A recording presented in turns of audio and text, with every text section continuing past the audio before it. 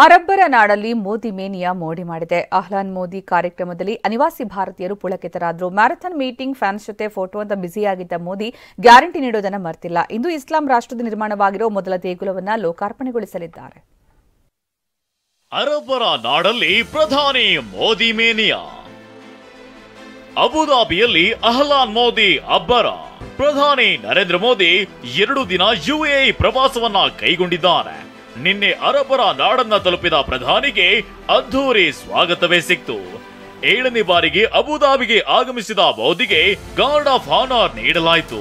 ಬಳಿಕ ಹೋಟೆಲ್ಗೆ ಆಗಮಿಸಿದ ಮೋದಿಯನ್ನ ಕಣ್ತುಂಬಿಕೊಳ್ಳಲು ಅನಿವಾಸಿ ಭಾರತೀಯರು ಕಾದು ನಿಂತಿದ್ರು.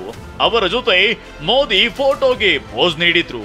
ತದನಂತರ ಯುಎಇ ಅಧ್ಯಕ್ಷ Sheikh Mohammed bin Zayed Al Nahyan ಜೊತೆ ದ್ವಿಪಕ್ಷೀಯ ಮಾತುಕತೆ ನಡೆಸಿದ್ರು. ಬಳಿಕ ಅಬುದಾಬಿಯಲ್ಲಿ ಯುಪಿಐ ರುಪೇ ಕಾರ್ಡ್ ಬಳಕೆಗೆ ಉಭಯ ನಾಯಕರು ಚಾಲನೆ ನೀಡಿದ್ರು. ಅಬುದಾಬಿ ಜಾಯೆದ್ ಸ್ಪೋರ್ಟ್ಸ್ ಸ್ಟೇಡಿಯಂನಲ್ಲಿ ಅಹ್ಲಾನ್ ಮೋದಿ ಕಾರ್ಯಕ್ರಮ ಆಯೋಜಿಸಲಾಗಿತ್ತು. ಈ ಕಾರ್ಯಕ್ರಮದಲ್ಲಿ 60,000 ಅನಿವಾಸಿ ಭಾರತೀಯರು ಭಾಗಿಯಾಗಿದ್ರು. ಅನಿವಾಸಿ ಭಾರತೀಯರನ್ನ ಉದ್ದೇಶಿಸಿ ಮಾತನಾಡಿದ ಮೋದಿ ಮೊದಲಿಗೆ ದಕ್ಷಿಣ ಭಾರತದ ಕನ್ನಡ, ತೆಲುಗು, ಮಲಯಾಳಂ ಮತ್ತು ತಮಿಳಿನಲ್ಲಿ ಅಭಿನಂದನೆ ಸಲ್ಲಿಸಿದ್ರು. ಭಾರತ ನಿಮ್ಮ ಬಗ್ಗೆ ಹೆಮ್ಮೆ ಪಡುತ್ತೆ ಅಂತ ಹೇಳಿದ್ರು.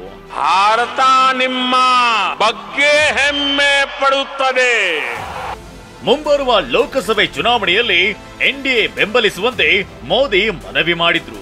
मुझे हर भारतीय के सामर्थ्य पर कितना ज्यादा भरोसा है, इसी भरोसे के दम पर मोदी ने एक गारंटी भी दी है.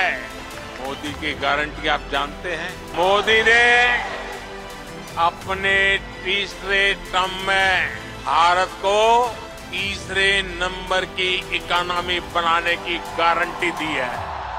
और मोदी की गारंटी यानी गारंटी पूरा होने की गारंटी. ಸ್ವಾಮಿ ನಾರಾಯಣ ದೇಗುಲ ಉದ್ಘಾಟಿಸಲಿರೋ ಮೋದಿ. ಅಬುದಾಬಿಯಲ್ಲಿ ನಿರ್ಮಾಣವಾಗಿರೋ ಸ್ವಾಮಿ ನಾರಾಯಣ ದೇಗುಲವನ್ನ ಇಂದು ಮೋದಿಯವರು ಲೋಕಾರ್ಪಣೆಗೊಳಿಸಲಿದ್ದಾರೆ. Bureau report, TV9.